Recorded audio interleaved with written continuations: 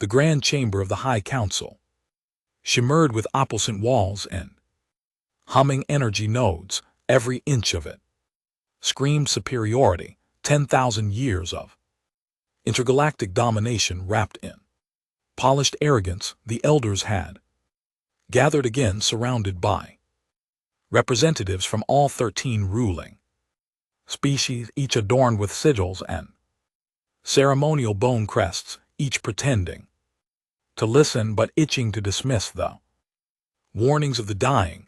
Old Namor sat hunched in the center of the speaking circle, his breathing labored, but his eyes, those sharp sunken eyes, still carved through the chamber like a blade.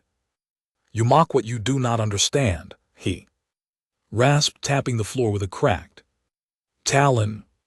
"You believe we have nothing to fear from them because they bleed, because they are loud, because they are emotional." The Varnari ambassador, a sleek amphibious being with layered silver skin, let out a garbled hiss that passed for laughter among its kind. "They are univilized, primitive, barely united. They still wage war over land and oil. Please, elder, do not disgrace yourself with superstition." Namor's jaw tightened. He looked to the council speaker, a rotunded, feathery creature from the Atrax Dominion. "They do not win because they are advanced. They win because they do not know how to stop. Pain does not break them, it fuels them. Fear does not paralyze, it ignites." Again, laughter rippled across the hall. From his seat on the lower tier, Commander Iraq of the Dominion fleet muttered under his breath, "Let them come.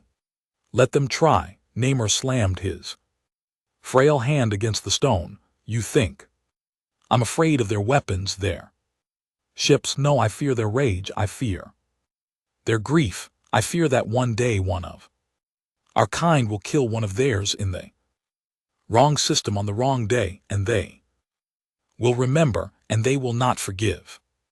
Not in 1,000 cycles." The council dismissed him with ceremonial bows, empty gestures offered to old warriors before their bones were cast into stardust. Namor was done. His warnings were archived, not heeded, and as 2 guards helped him limp out of the chamber, the speaker's words echoed behind him. "The humans are contained. We monitor them. No race that still argues about imaginary gods is ready to challenge the stars." 2 months later, a Varnari expeditionary fleet entered orbit above the human colony on Brise 9, a lush moon on the edge of explored space. The humans had been warned by decree of the council. This land now belonged to the Dominion. The colony was to be evacuated, resettled. Quietly they refused. The Dominion sent drones. The humans shot them down. The Dominion sent a delegation. The humans sent it back in pieces. It was meant to be a minor skirmish, a lesson, a flex of power. They bombed 3 human towns on Braxis 9 to ash, and that's when it happened. That's when the humans remembered. Lieutenant Arland Beck sat in a scorched trench, his rifle vibrating in his grip. Blood dripped from the side of his head, mixing with the ash and soil. All around him, men and women scrambled to reload, to rearm, to scream orders at one another in the chaos. Above, the sky was thick with smoke. No satellites, no drones, just the cold fury of being attacked without warning. His brother had been in the school that morning. The building didn't exist anymore. "Orders, Lieutenant," came a voice beside him, shaky but ready. Arland didn't look at the soldier. He stared at the horizon where the enemy ship had just landed. They thought they'd crushed the colony. They didn't understand humans. Not yet. He stood, wiped the blood from his cheek, and chambered a fresh round. No orders, he said, voice raw. We hit them until they stop moving. Then we hit them again. Across the stars on a dark moon where no sound lived, the bones of Elder Namor were sealed into the temple crypt. Whisper of static lingered inside his empty chamber, playing a message left on repeat by his failing body. They are not like us, and that is why we will lose. The silence after the bombardment didn't last long. In orbit, the Varnari fleet, 9 ships deep, heavily armored, tactically superior, sat like vultures. Above Brise 9, they monitored the planet for movement, waiting for surrender. What they got instead was resistance. Not the kind they expected, not military, not structured. It started with small skirmishes, guerrilla style. Ambushes, bodies camouflaged in ash and blood moving like shadows through the cratered remains of what once were neighborhoods. They called themselves the Forsaken. They didn't wear uniforms, they didn't carry official weapons, most of them weren't even soldiers, just farmers, mechanics, teachers, parents, but they had rage, they had memory, and they had nothing left to lose. Lieutenant Arland Beck hadn't slept in 3 days. His left arm was wrapped in dirty bandages, and his right eye twitched from the nerve damage he'd taken when one of the drones exploded near the old irrigation tunnels. But he still led. He led with fire in his chest and a dead brother on his mind. His squad, what was left of it, moved through the ruins of Sector 12. Under the cover of smoke and dusk, they had a stolen Varnari pulse rifle, backpack filled with homemade explosives, and a target, the mobile relay station, broadcasting coordinates back to the Dominion flagship. If they could jam that signal, they could disappear. You sure about this, Beck? Asked Mail, a short, thick-shouldered miner with a melted helmet and a voice like gravel. We go any closer, we're inside their sensor range. I'm already dead, Mail, Beck muttered. Just waiting for the dirt. Mail grunted and pushed forward. Behind them, 2 more figures crept through the wreckage. Lena, who used to teach history, and Davis, a 17-year-old kid who hadn't spoken a word since the bombing. His entire family had been in the hospital when it went down. No one told him they found the bodies. He already knew. The Dominion didn't expect this, not from humans. They expected fear, submission. Instead, they got a people who didn't just survive suffering, they evolved through it. That was humanity's secret, not strength, not intelligence, adaptation. Arlen remembered something his grandfather used to say when he was younger: if they break your bones, you learn to crawl. If they take your legs, you learn to crawl faster. By the time they reached the relay station, 3 more of their people were dead, sniped by automated turrets, trapped under rubble. There were no grand farewells, no eulogies, only rage. The explosives worked. The tower went down in a pillar of fire and twisted steel, and with it the Dominion's orbital clarity vanished. The Varnari fleet above Brise 9 watched in shock as their systems went dark. For the first time in centuries, they were blind. And that's when the real war began. Council gathered again weeks later, this time in emergency session. 3 ships disabled, 1 completely destroyed. How? Demanded the representative from the Zuran conglomerate, her long antenna twitching in disbelief. They have no fleet, hissed the Atrax speaker. They have no planetary defenses. Their weaponry is decades outdated. And yet came a voice from the rear of The chamber slow and deliberate. They are winning.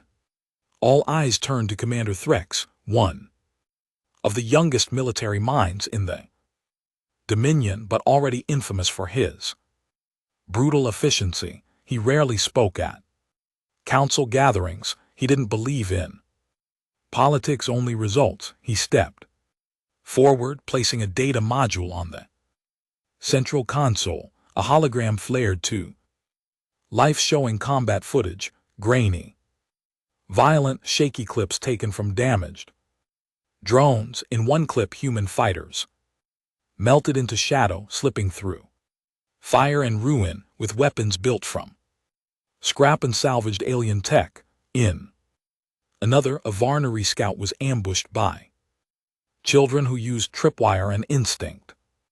And in the last, a human soldier soaked in blood dragged himself across a field of bodies to pull the pin on a homemade charge, knowing it would kill him, but also knowing it would take half the enemy platoon with him. They don't fear death, Threx said. They make it a weapon. You speak of them like they are beasts, spat the Aurelian priest ambassador. Primitive creatures lashing out in desperation. No, 3 said coldly. Beasts don't learn. Beasts don't adapt mid-battle. These humans, they evolve in hours. You break their lines and they reorganize. Before the smoke clears, you kill one leader and another steps in without pause. They use their own dead as cover. They build weapons from our trash. They hack our systems with Stone Age tools. There was a long, uneasy silence. And worst of all, he continued, they hate us now, not out of instinct, not out of ignorance, but with clarity. Purpose. Speaker Drathluck clicked his beak irritably. Then what do you propose? That we negotiate with these savages, offer them seats on the council? Threx didn't blink. I propose we evacuate Bryce 9, scorch it from orbit. Make an example of it. The longer we stay, the more they learn, the more they remember, the more they change. Cowardice, spat Draw from a so-called war hero. Threx stepped closer, gaze unflinching. Then you go down there, you walk through the ruins, you look into the eyes of a child who's seen their mother burned alive. You tell me that's someone who's going to forget. You tell me that's someone who won't find a way to put a blade in your throat one day. Again silence, but seeds of doubt had begun to sprout in the council. Namor had warned them, and now his bones whispered from the grave. Back on Braxis 9, Arlen was exhausted. Every breath felt like a grindstone across his lungs. His squad was down to 6. Most of them held together by stolen medical foam and sheer will, but they had taken down another outpost, captured Dominion weapons, killed a high-ranking officer, and they weren't alone anymore. Other human colonies scattered across outer systems had heard the cries, had watched the footage, and for the first time in human history, they weren't waiting for Earth to give orders. They mobilized themselves, unified not by politics or flags or governments. They unified through shared pain, shared loss. Ships were being built in secret. Old cruisers reactivated, AI systems rewritten, and in dark corners of space, humans who had lived quiet lives, engineers, scientists, smugglers, criminals were now making contact. A war was forming, not just for Braxis 9, but for revenge, for recognition. Arlen sat beside the remains of an old water tower, trying to clean his rifle with fingers that wouldn't stop shaking. Lena sat nearby, chewing on dried meat. Neither had spoken in an hour. Then she said, "We lost Sector 5 today, over 300 civilians." Arlen nodded slowly. They hit the Hospital again, she added, on purpose. I know, I saw a child carrying his sister's leg. He didn't respond. Lena leaned her head back against the concrete. You ever wonder how far we'll go before we're not even human anymore? He looked at her, face blank. We're more human now than we've ever been, he said quietly. This is what being human is, surviving when we shouldn't, pushing when there's nothing left to push with, fighting even when we know we'll lose. Lena didn't say anything after that. There was nothing else to say. 2 systems away, deep in the cordon cluster, the human ship Vengeance Protocol powered up its engines. It wasn't military issue. It had been a transport vessel, once repurposed, rearmed, reinforced with stolen Dominion alloys, and retrofitted Terran ballistics. Captain Holt, a former freight pilot turned warlord, stood on the bridge as his crew prepped for warp.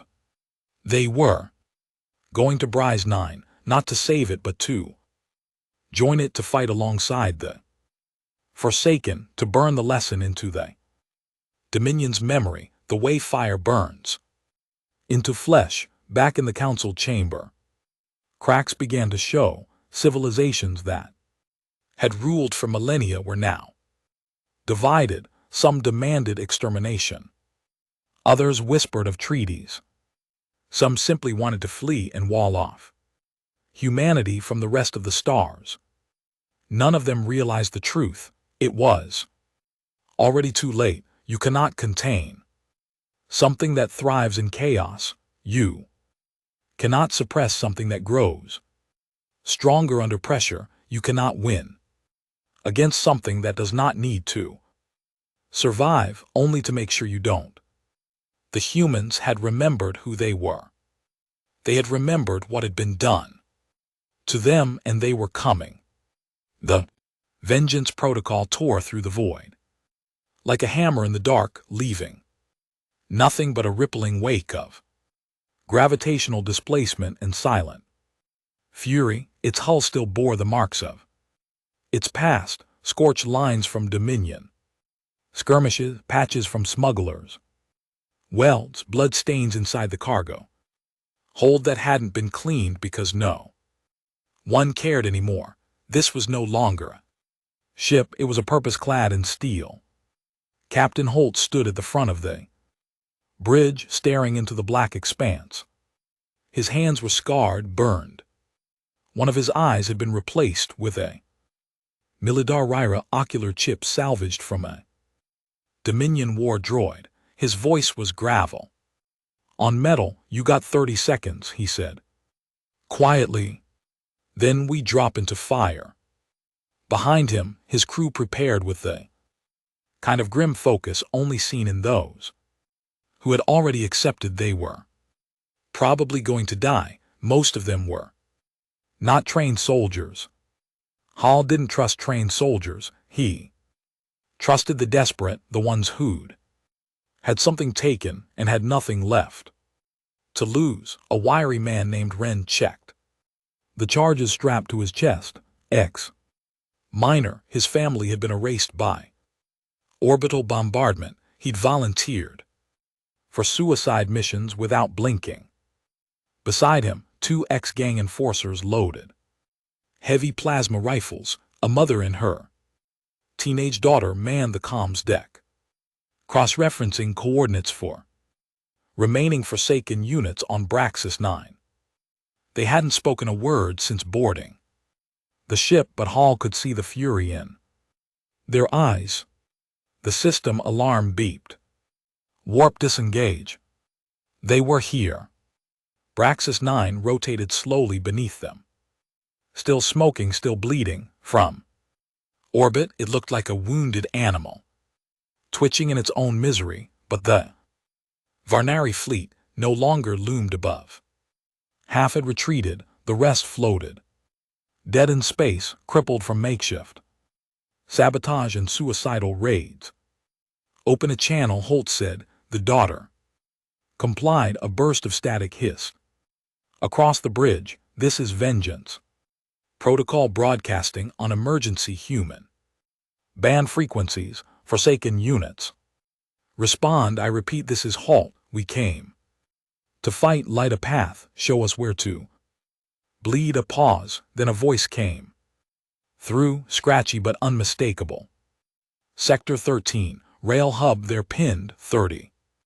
Survivors, no exfil route. Hall nodded, get us under the AA net. Hey, said we go down dirty, the Vengeance. Protocol nosedive toward the atmosphere, engines roaring like ancient gods. On the ground, Lieutenant Arlen. Beck didn't know who sent the ship, and he didn't care. All that mattered was that something big just broke the clouds and turned the sky orange with thruster. Fire around him, bodies pressed against the shattered remains of the rail hubs. Loading bay, pinned under relentless Dominion suppressor fire.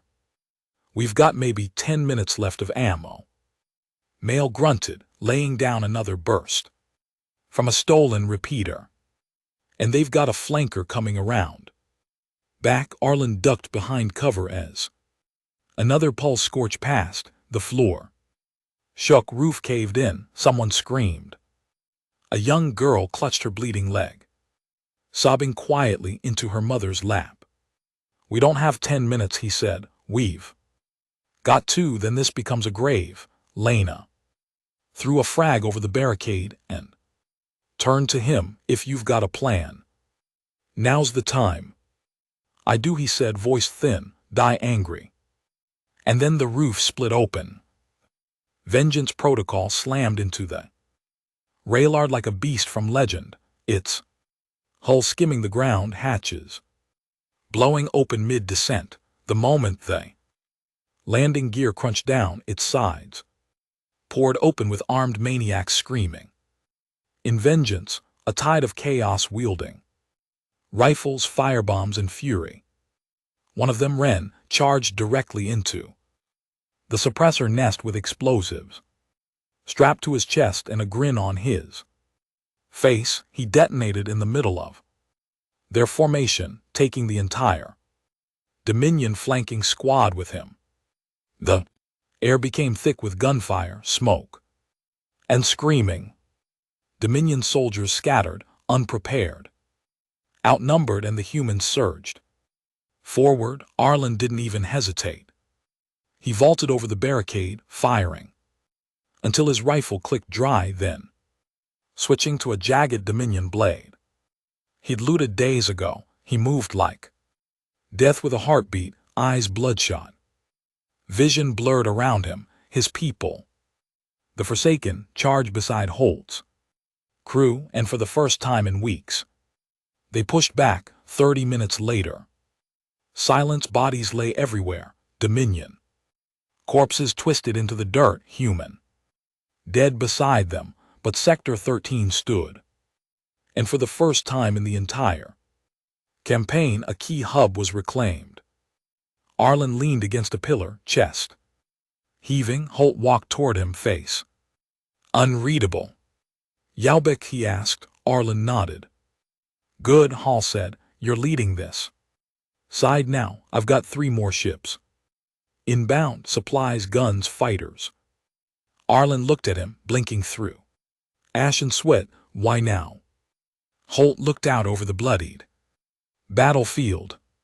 Because we've all been waiting for someone to make the first cut. You made it deep. Elsewhere in the galaxy, the council gathered in hushed panic. News of the massacre at Brossi's 9 had reached them, of Dominion officers stripped naked and crucified in the dirt, of humans now reverse engineering plasma cannons without blueprints, of outer colonies aligning under the name Terran Reclamation Front. The speaker slammed his clawed hand on the table. We warned them, we told them. The humans were not to be provoked. Another shouted, you didn't warn us. Speaker, you dismissed that old fool. Namer, you laughed, you said they were Contained, they were contained, he roared, until you idiots let them bleed. A new voice emerged, quiet but cutting. We can't beat them, not anymore. All turned to Commander Threx, who stood at the edge of the room, staring coldly at the star map projected above them. You misunderstand their kind, he said. You think when they rise they want territory, you think they want political power or technology or trade, but what they really want, he tapped a button. Dozens of Dominion strongholds blinked. Red is vengeance. Silence, they're not fighting a war. They're chasing a feeling, one we gave them. In the months that followed, the Terran Reclamation Front expanded faster than any Council force had anticipated. Other human colonies, long forgotten, mistreated, or taxed into starvation, began rising in defiance. The unity Earth never managed in peace, it now achieved through wrath, exiled war. Criminals were made generals, warlords were called presidents, the old flags were burned. Now there was only one phrase that mattered: we remember. It was carved into helmets, whispered before suicide missions, tattooed across foreheads of those who had nothing else left to identify with. Arlen Beck became a symbol, the soldier who didn't die, the face of the Forsaken. Captain Holt became the hammer. Anywhere Dominion resistance formed, he arrived with orbital fire and righteous chaos. And the Dominion, they started to crack. Some systems surrendered outright, others fled, but the ones who stayed, the proud ones, learned the hard way that you do not break a species that was forged in suffering. You do not tame a creature that evolved in war, and most of all, you do not spill the blood of Earth and expect to sleep peacefully ever again. The Council chamber, once a monument of unshakable order, now pulsed with fear. The air smelled like old metal and desperation. No longer did the counselors wear ceremonial robes or float leisurely on anti-grav thrones. They stood stiff, cold, and quiet as the galaxy crumbled beneath them. 3 more Dominion sectors had fallen to human control in under 30 days, not militarily, strategically. Colonies where humans had once been laborers, test subject, second-class citizens, or indentured miners had revolted in synchronized rage. Supply chains had collapsed. Ambassadors were being executed publicly on live feeds.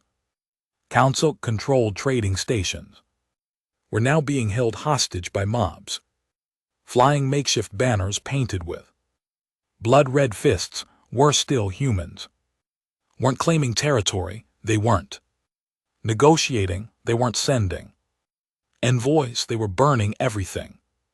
The Council didn't know how to fight that because humans weren't trying to win.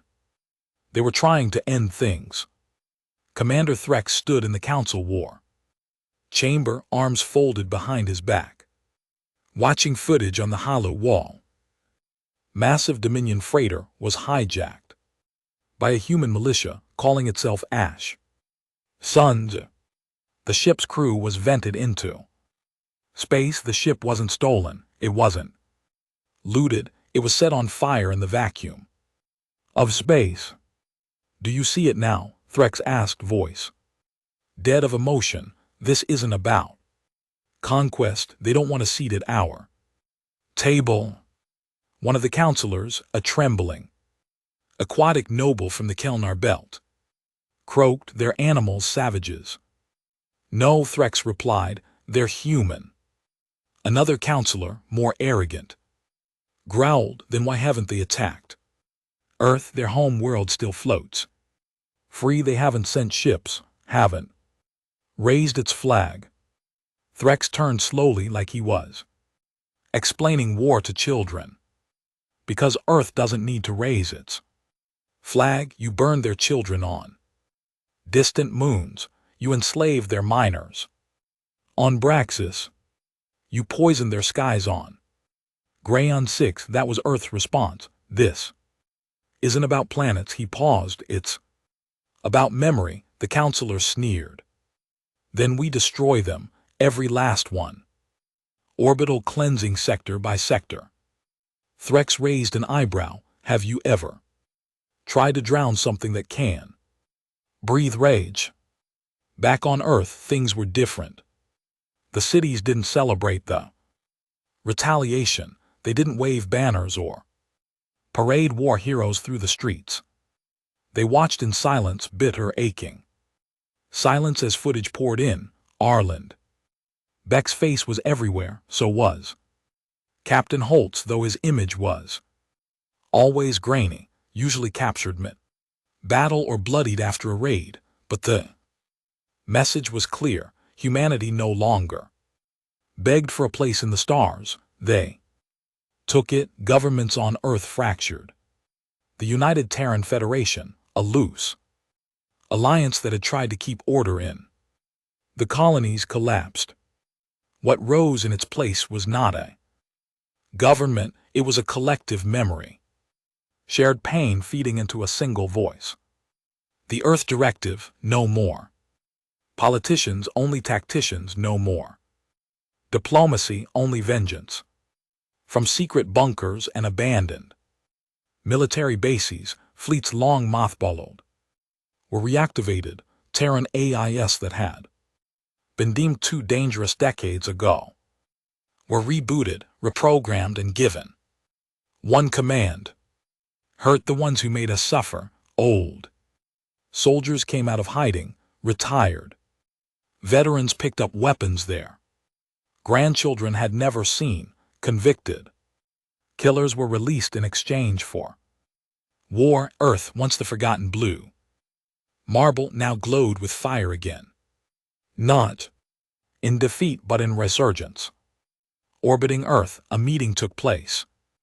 Aboard a stealth cruiser called No More Tomorrows, Captain Holt stood at the head of a circular war table. Arlen Beck was beside him, healed now, scarred and cold-eyed, wearing a black armor rig marked with the words, "I buried my brother here." Across from them, Earth directive generals, militia leaders, rogue scientists, and a few AI cores floated in humming cases, each radiating silent calculation. A display in the center of the table blinked with a target: Havoc Prime, the Dominion's most fortified stronghold in neutral space, a hub of diplomacy, a beacon of wealth and order, a symbol. We're not hitting their armies anymore. Holt said, that's too easy. We're hitting the symbol. The thing they built their myth on. One of the AI cores pulsed red. Probability of mission success, 4.2%. Probability of full Dominion collapse after psychological destabilization, 88.9%. Arlen nodded. I'll take those odds. A general leaned forward. You'll die. I was supposed to die 2 months ago. Arlen said, everything since has been a favor. On Havoc's Prime, life went on. In complete ignorance, the elite dined in towers made of platinum and glass, sipping synth wine and laughing at human broadcasts like they were primitive entertainment. The security teams were relaxed.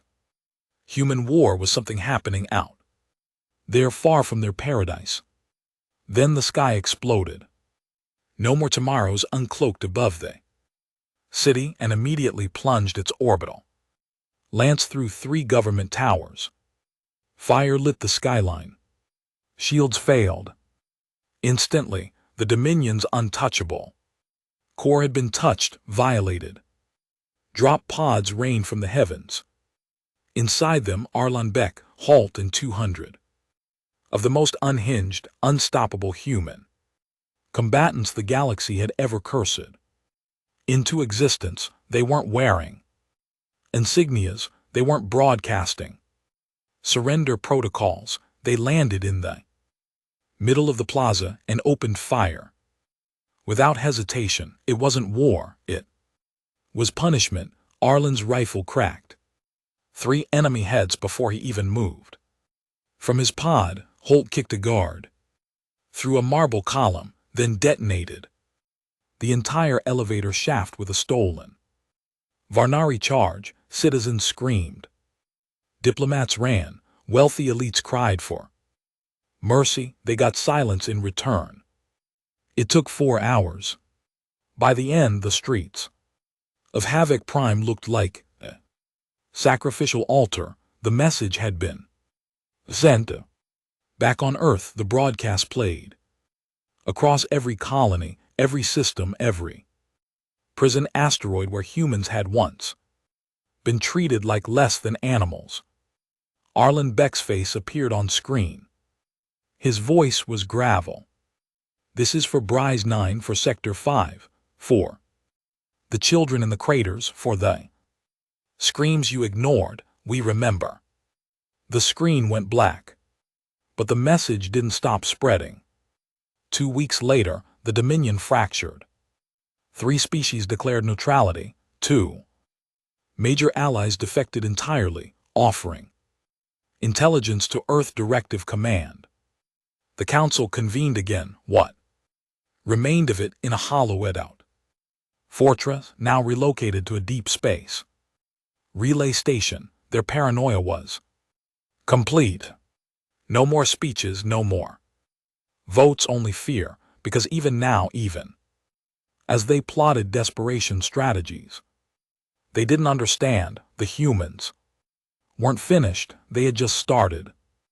The smell of Havoc's primes burning never truly left the air, not in the days that followed, not in the minds of the survivors, not in the dreams of the Council's elite, who had once looked out their crystalline windows and believed in superiority. The human strike wasn't just successful. It was devastating, symbolic, intimate. The Dominion had called it impossible. Now it was proof. No world was untouchable, no system was safe. Back on Earth, the directive had shifted. No longer reaction, no longer revenge, now came domination. The Council, splintered and trembling, had underestimated what the humans would become when their chains were shattered. They hadn't planned for a species that thrived in ruins, that organized in chaos, that didn't just learn from pain. It weaponized it under the Earth Directive. Humanity was no longer fragmented by nations, corporations, or ideologies. It was singular, a machine of war built from ash and held together by memory. And it was growing. Captain Holt stood on the edge of the observation deck.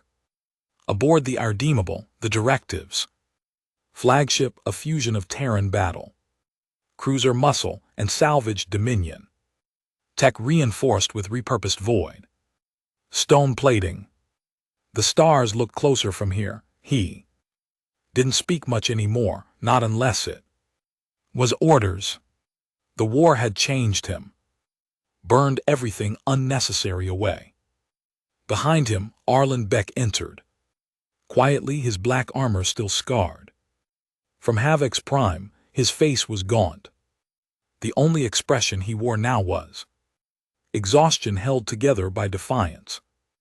They're calling it a cultural collapse, Arlen muttered. 2 more Council species just pulled their fleets and offered full surrender. They're asking for peace talks.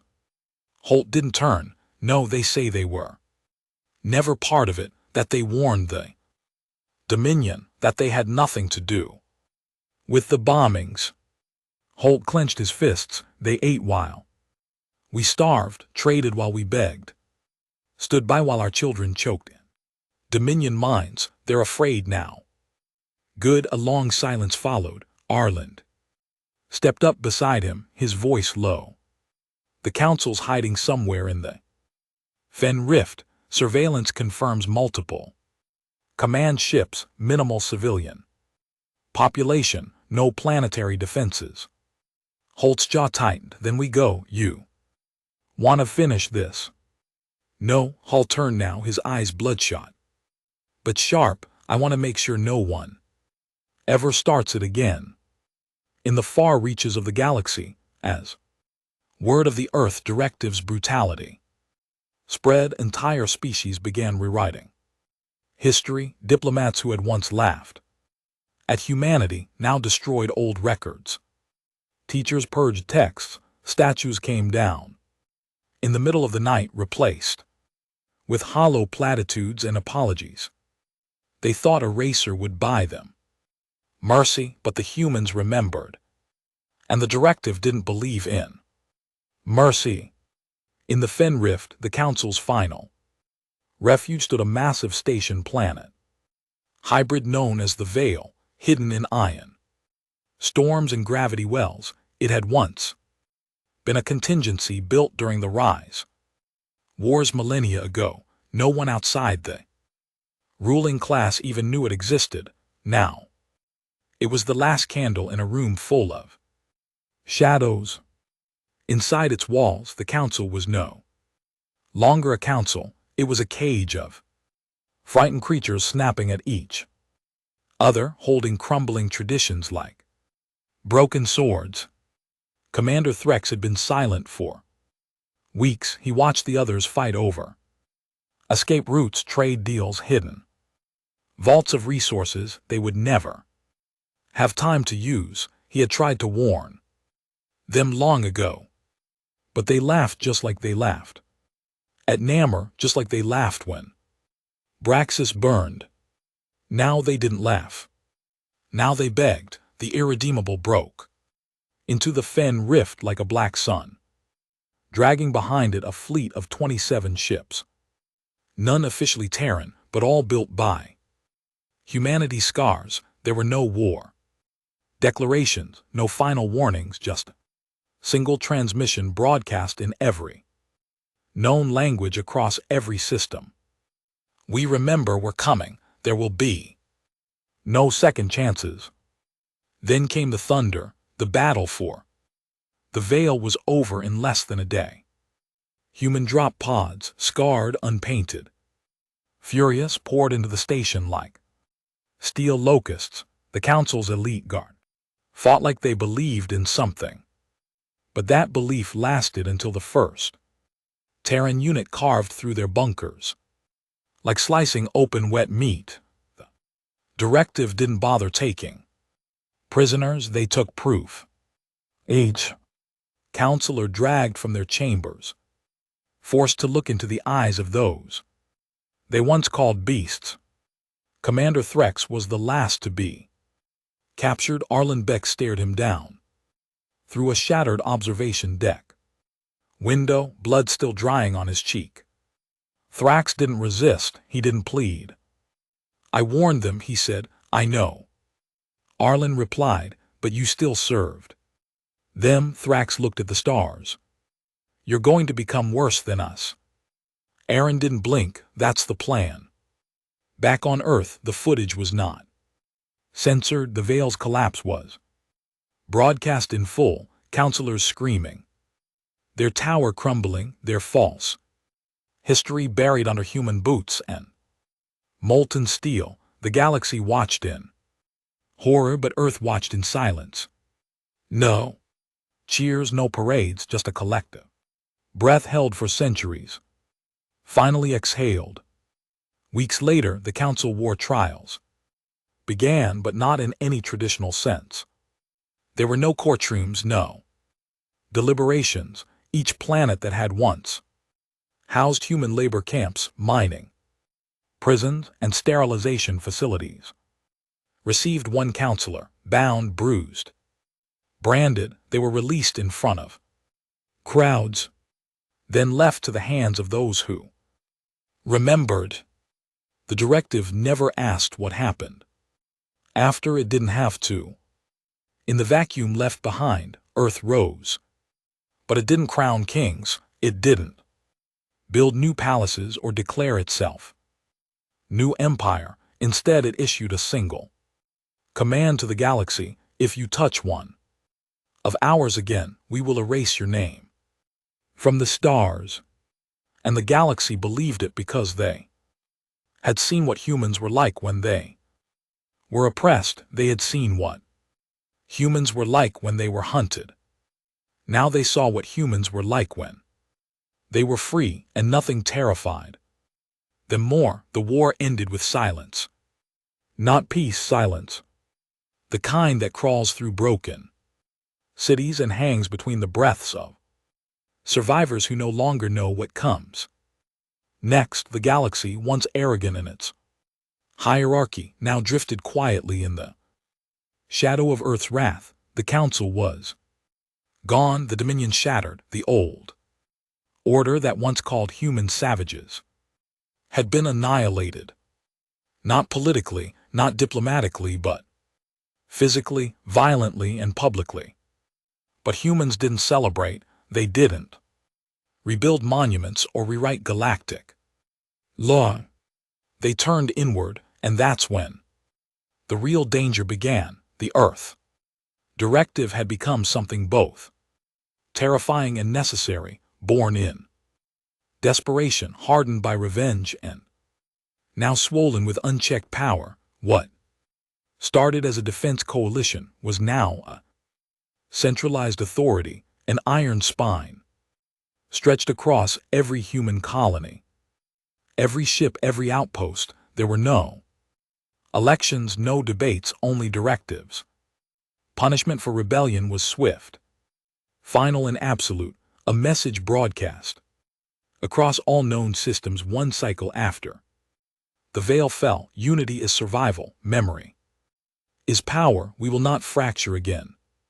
Captain Holt's face was never seen again. He had vanished after the Far Rift operation, rumored to have died in the final push through the Veil's core reactor. Some said he'd faked his death to disappear into the deep systems. Others believed the directive had buried him. Too wild, too independent, too dangerous. But Arlen Beck remained, and he became something else entirely. He no longer wore battle armor, no more black paint, no more improvised gear. Now he moved through the Capitol dome of Earth in tailored, directive formal wear. Matte black coat, silver braided collar, gloves clean of blood, but never far from it. They called him Warden of Memory, a title crafted to keep fear alive in the hearts of enemies and allies. But Arlen hated it. He sat alone in a chamber that overlooked the ruins of old Shanghai, a section of Earth never rebuilt, deliberately left in ash as a warning. Statues of fallen children lined the shattered roads. At night, artificial winds carried whispers from recordings buried beneath the dirt. Voices of the dead looped and played for eternity. He listened to them often, not for comfort, but to remind himself what he'd become. Lena entered the chamber quietly. She no longer called him Arlen. That man had died somewhere between Sector 13 and Havoc's Prime. Another colony rejected directive protocol, she said, out past the Juno Gates. Second gen miners, they're waving peace flags, but they're not uploading loyalty beacons. Arlen didn't look at her, then cut them off. Food, water, communication. Let them freeze. They've got children, she said softly. He turned to face her, and for a moment, something behind his eyes cracked. We had children too. Lena lowered her gaze. They're not the Dominion, Arlen. No, he said, standing slowly, but they had a choice. They saw what the stars did to us. They watched the fires. They know what silence costs. If they want to separate now, they're not just disobeying. He stepped closer. They're forgetting But not everyone had forgotten. In the outer systems, far from Earth's voice, the war had created something else. Void, where once the Council ruled and then the Earth Directive conquered. There now floated nothing, no structure. No law, no trade routes, just abandoned stations, cracked moons, and ghosts. And ghosts talk, whispers of halt still. Alive, whispers of directive officers. Deserting, whispers of the Ashans. Reborn, not as a death cult but as a rebellion, a movement, one colony at a time. On Grayon 6, a forgotten mining world where Dominion poison still bled. Through the soil, a boy barely 15 stood on a scaffold holding a rifle made from old pipes and stolen tech. He wore no insignia, but the symbol painted behind him on the wall was clear, a human skull, cracked down the middle and stitched shut with barbed wire, the new symbol of resistance. They called it the fracture, not because they hated the directive, but because they remembered differently. To them, Earth had become what it hated. Cold, controlling, merciless. They didn't want to destroy it, they wanted to take it back. Arlen sat in his private office, watching data feeds stream across his retinal display. He saw the fracture uprising, forming like a slow, cold tumor across the outer systems. But what disturbed him wasn't that they were resisting, it was who was helping them. Former directive captains, veterans from the Forsaken units, even one of the rogue AI cores they'd unleashed during the final Dominion push, now hiding somewhere in the outer belts, feeding code to the rebellion. Humanity's worst enemy was now itself. He slammed a fist into the display. Cracking the screen, Lena entered. Seconds later, the boy from Grathon just bombed a directive envoy ship, 37 dead, his name. Arlen asked, does it matter? He didn't answer because it did. The child's name was Rai Halden, son of a miner who fought under Hall, grandson of a woman who had survived the Bryce 9 bombings. His blood was filled with memory, but not of submission, not of loyalty, of pain, of power, of freedom. The same things that had once fueled Arlen, now they fueled a child aiming a weapon at him. The directive debated a full-scale eradication campaign. No more hesitation. No more second chances. They had to break the fracture before it spread, but not all agreed. Among the inner circle, whispers began. He's losing control. He's not the soldier he was. He's building another council in Earth's image. Arlen heard the whispers, and for the first time in years he started to wonder, were they right? That night he returned to the ruins of Shanghai, sat among the voices of the dead alone.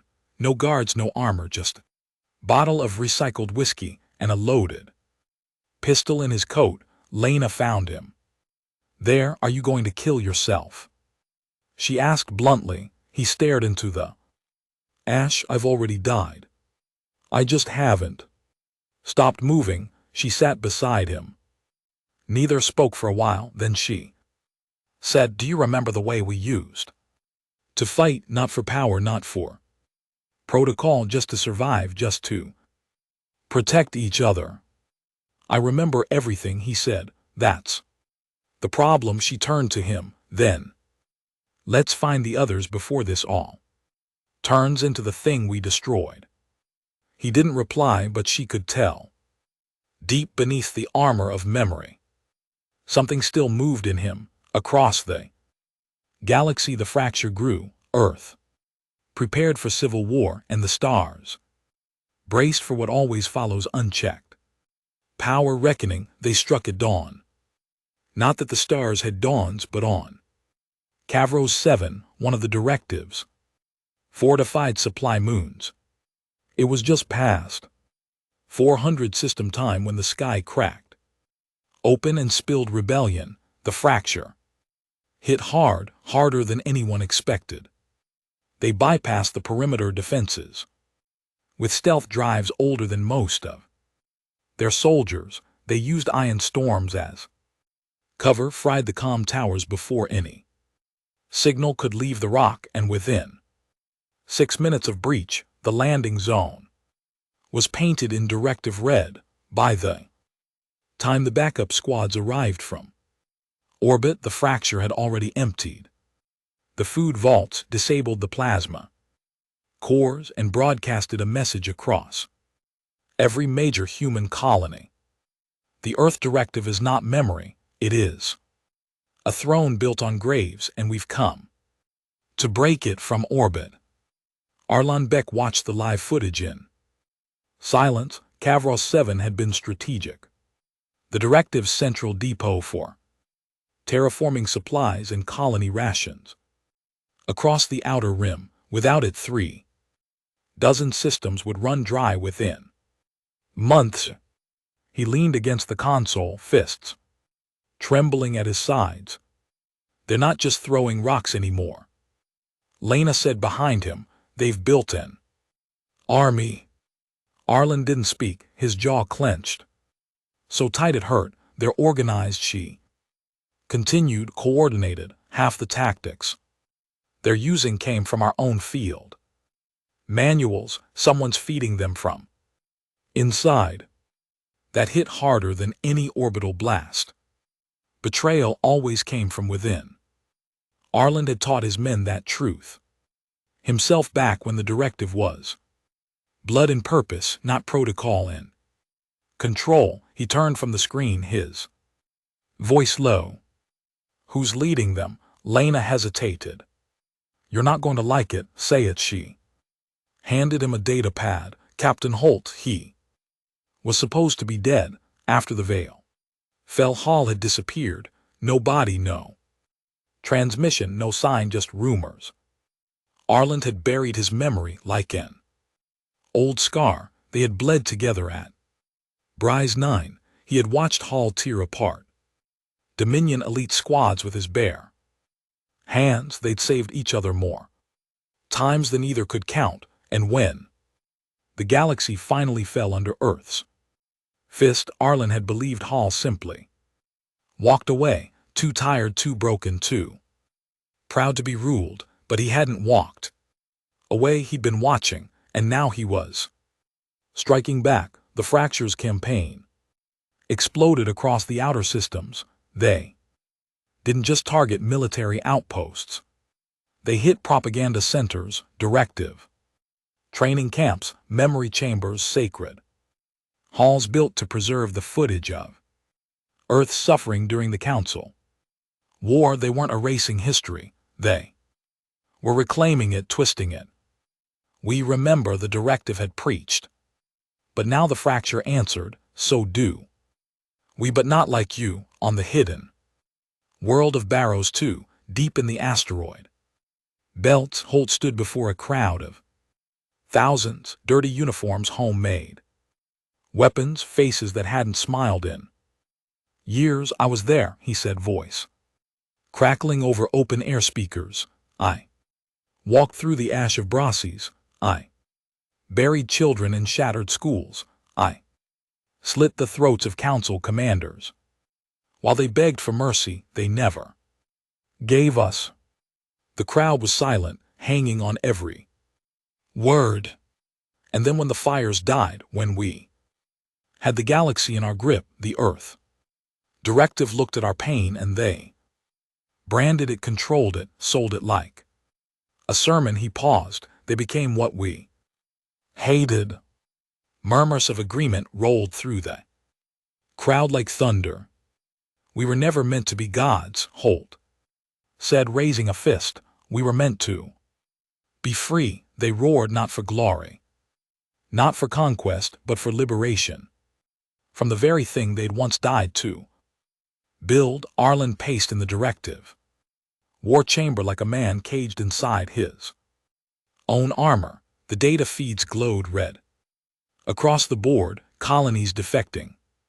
Fracture cells igniting across system. After system, half the outer rim had declared neutrality, a few even posted public declarations of allegiance to halt. The Earth directive was bleeding. And it wasn't the Council's weapons doing it this time, it was human will. The same force that had once made them unstoppable. Lena stood across the room, arms folded.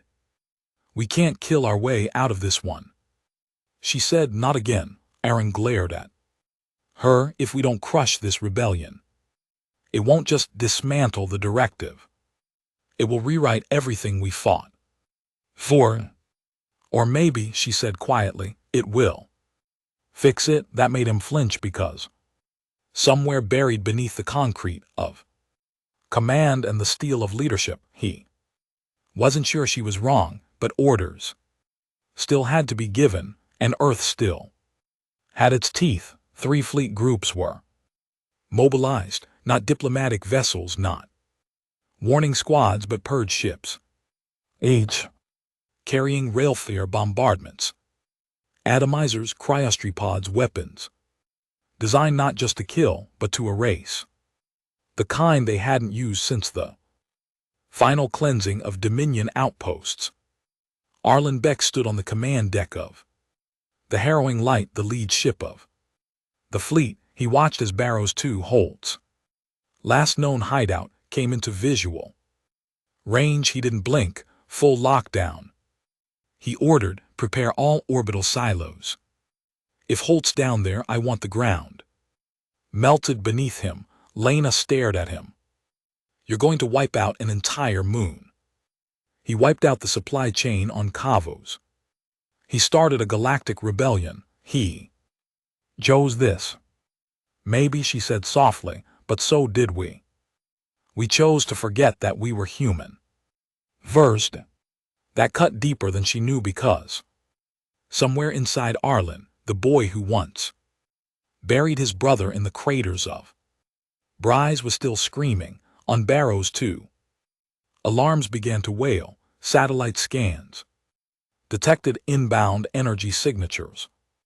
Warships dozens, faster than expected. No chance for evacuation.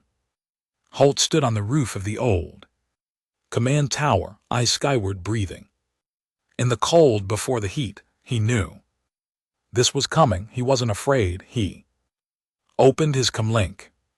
Broadcast open. A fracture tech nodded. Wide spectrum, they'll hear it. Holt spoke plainly. Arlen, if you're up there watching, listen. You taught me to fight. You taught me to survive. You taught me never to kneel, so I didn't. And now I'm teaching them. You can wipe us out. You've got the ships, the weapons, the mandate. But if you burn this moon, you become the thing that killed our people. You become the silence that came after the bombings. You become the shadow that hovered over our graves. And maybe that's what you want. But if there's anything left of you that still bleeds, then you know you can't win this war. Because we already did, the moment you had to point Earth's guns at Earth's children. We won. Silence, then static. Then nothing. Arlen stood frozen on the deck of the Harrowing Light, staring at the cracked comms feed. Something inside him twisted, hard, violent, but he didn't give the order. He just stood. Lena watched him, waiting. The crew waited too. Tension hung heavy. Then he whispered, disengage. Weapons. The text blinked. Repeat. Sir. Arlen turned slowly. I said, disengage. Stand down. But the directive. I am the directive.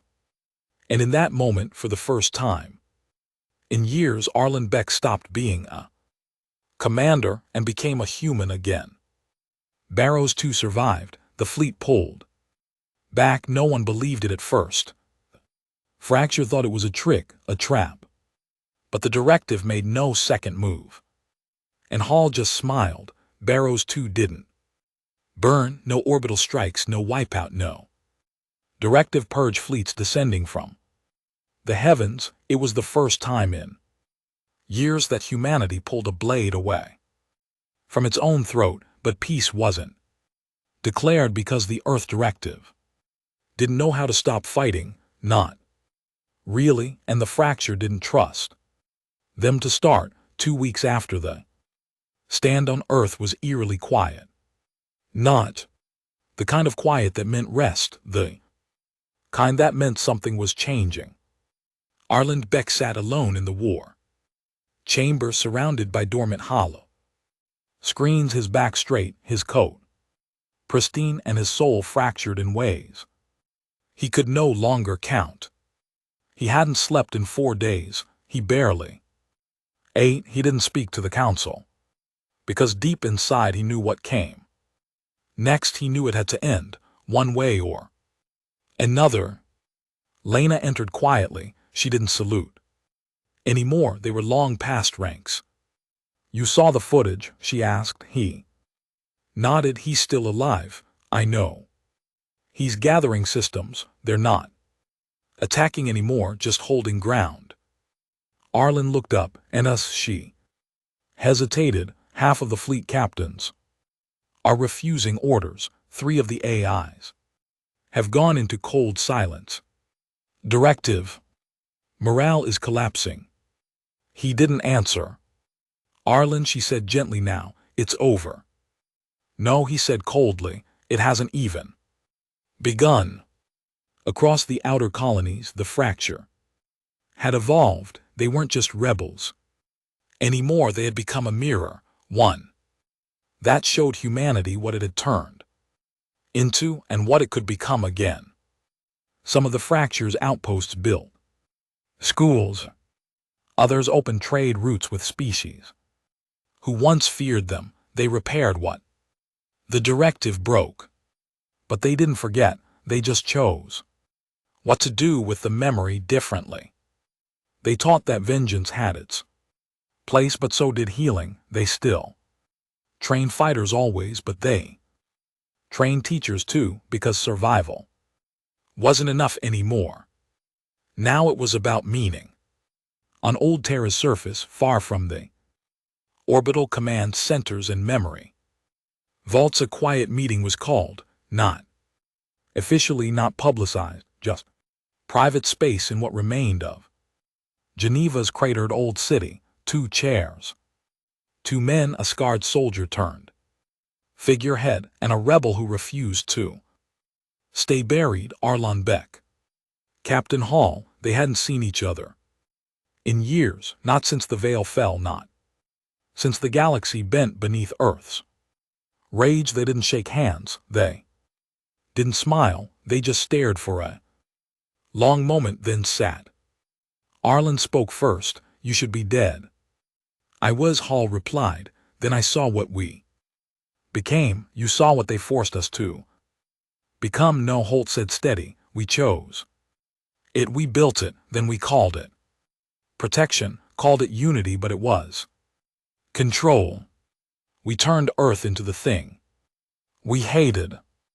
Arlen's fingers twitched, but he said nothing. "We said never again," Hall continued, "but what we meant was next time will be the ones with the bigger stick." Silence. The wind outside carried dust between broken marble columns. "We remembered wrong," Holt said quietly. "And now we're just passing that wrong forward." "You think I don't know that?" Arlen finally said, his voice cracking under the weight of years. "You think I don't see what's rotting inside this machine we built?" Hall leaned forward, then shut it down. "It wasn't that simple. The Earth Directive wasn't just a command system anymore. It was a culture, a mindset. Entire generations born after the war had never known a world without it. They'd never lived without centralized protocols, memory streams, war readiness drills. It had grown roots in fear. It had wrapped its arms around the trauma and called itself a father to shut it Down now would be like tearing a parasite out of a body that had adapted. To it there would be blood, but if they didn't, there would be extinction. Because already whispers had begun. Again from the outer rings, species that had watched humanity fracture wondered. If the beast was finally vulnerable, if the unstoppable had finally started, eating itself alive. And those species they remembered too. But their memories weren't soaked in guilt, just opportunity. So Arlen made a decision, the last one he would ever make as Warden of Memory.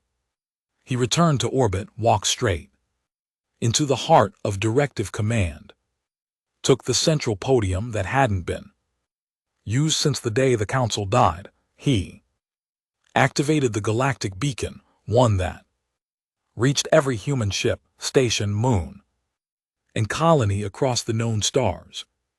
The image of Arlen Beck filled the skies, his voice followed like thunder. Made of sorrow, we built the Earth Directive to survive. We forged it in fire, we gave it power. And we called it purpose, but somewhere along the way we stopped surviving and started ruling, not protecting. Controlling, we became what we feared. I let that happen. I let vengeance rot us from the inside out, so now I take the responsibility to end it. As of this moment, I am dissolving the Earth Directive. Effective immediately, all chains of command are null, all enforcements withdrawn. Humanity will remember, but memory will never again be used as a weapon. He paused, his jaw trembling. There will be chaos, I know that. Some of you will try to take power, others will try to rebuild the directive in secret. Don't, you won't face the old Earth. When you do, you'll face a humanity that knows both sides of this coin. Now we are no longer victims, we are no longer conquerors, we are something new. Let's see what that means. Then he ended the transmission.